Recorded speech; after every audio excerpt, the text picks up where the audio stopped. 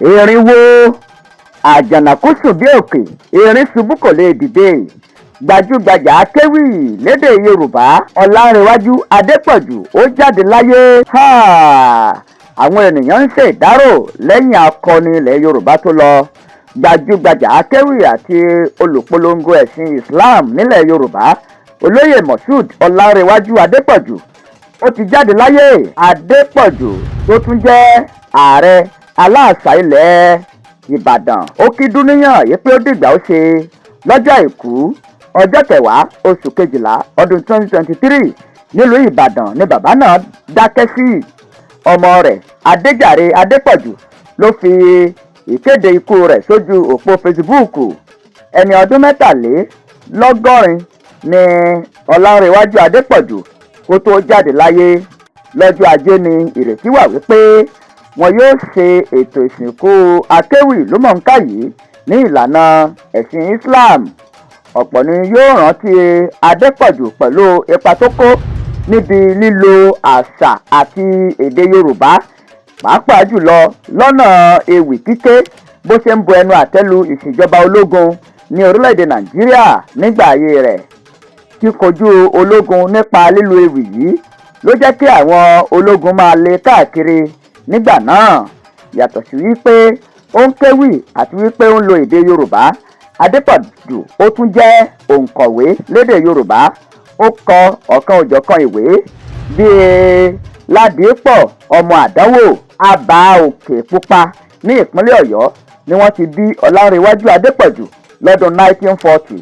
Gẹ́gẹ́ bí àkọsílẹ̀ ìgbé ayé rẹ̀ tá a rí lójú òpó poetrytranslation.org, Ọlanrewaju Adepọ̀jù ló kọ́ ara rẹ̀ láti máa kọ ọ̀rọ̀ lédè Gẹ̀ẹ́sì àti lédè Yorùbá láti ìgbà ìwé rẹ̀.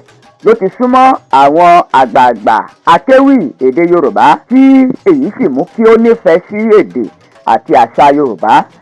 Adepọ̀jù bá àwọn òṣìṣẹ́ ilé-iṣẹ́ ìwé ìròyìn ṣiṣẹ́ kó tó di akéwì tó sì gbé ìwé ewì kan jáde tí àkọlé rẹ̀ ń jẹ́ ìrònú akéwì lọ́dún 1972. Ó tún gbé ìwé míì jáde tí àkọlé rẹ̀ ń jẹ́ Ládìípọ̀ ọmọ àdánwò lọ́dún 1975. Bí a bá ń kà á ní méní méjì, kò fẹ́ẹ̀ sí akéwì èdè Yorùbá tó gbajúmọ̀ bí ìsáná ẹlẹ́ka tó Ọlanrewaju Adepọ̀jù nígbà ayé rẹ̀ kò sì ṣẹ̀yìn bí ó ṣe fi orin ewì mú ìyípadà bá àwùjọ. Ní pàápàá jùlọ ọ̀pọ̀ ló fẹ́ràn ewì rẹ̀ tó jẹ́ bí ewì àti ìpolongo nípa aburú ìjọba ológun lórílẹ̀‐èdè Nàìjíríà. Ní Nàìjíríà àti ní ìṣèjọba àwọn ológun àti ìṣèjọba alágbádá kò sí ẹni tó bọ́ lọ́wọ́ ewì Ọlanrewaju Adepọ̀jù. Ní pàápàá ìjọba tó bá tẹ ẹ̀tọ́ aráàlú lójúmọ́lẹ̀, àìmọye ìgbà làwọn ìjọba ológun fi sí àtìmọ́lé nítorí pé ó fi orin ewì rẹ̀ bá wọn wí. Ìgboyà rẹ̀ yìí àti ìfẹ́ tó ní sí ìgbáyégbádùn àti ìgbélárugẹ àṣà àti ìṣe ilẹ̀ Yorùbá ló mú kí àwọn ènìyàn fẹ́ràn rẹ̀ bíi kí ńlá.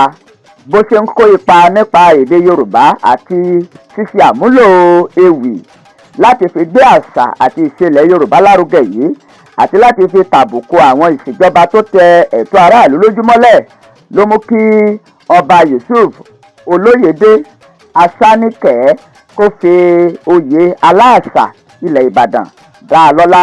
Bó ṣe fi ewì bẹnu àtẹ́lu àwọn tí kò ṣe dáadáa náà ló sì máa ń fi orin ewì rẹ̀ gbé àwọn tó bá ṣe dáadáa lárugẹ. Olóyè Ọbáfẹ́mi Awólọ́wọ̀ àti MKO Abíọ́lá wọ́n wà lára àwọn olóṣèlú Yorùbá tó fi orin ewì rẹ̀ ṣe àgbélárugẹ fún.